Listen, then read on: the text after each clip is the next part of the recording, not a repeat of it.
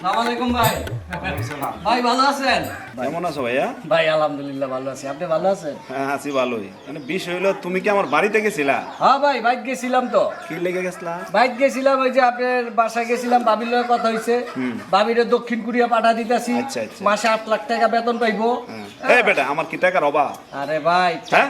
না আপনি রাগন কি? আপনি আমার কথা বুঝেন। কি বুঝবো? ভাবি বিদেশ গেলে আপনিও যেতে পারবেন, সবাই কপালে কিন্তু এটি হয় না। এই যে মনে করেন আজকারাই তো 25 জনের ফ্লাইট করাইতেছে। রাখ তো 25 জন বেটা, 25 জন। সারা জীবন শুনলাম তুই ফ্লাইট করতেছ, তোর জীবন একটা মেয়ের ফ্লাইট করছ। 21,000 পাঠাইছি ভাই, আজকে 25টা লইয়া 21,000 25 জনের বউ ভাই। 21,000 25 জন। হ্যাঁ।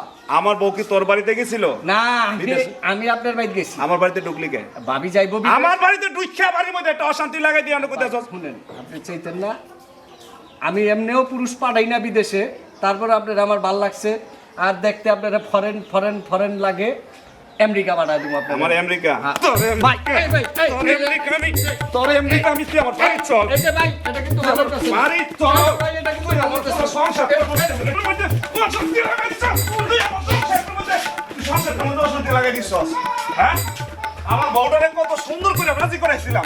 সারা এলাকার মানুষ কইতাছে যে ভাই আপনার বউ দাঁড়াইলে ফাঁস করবো। তোর কারণে আমার সংসারে অশান্তি। তোরে আমি যেদিন ফামু সেদিন তোর আমি রিস্কি করি।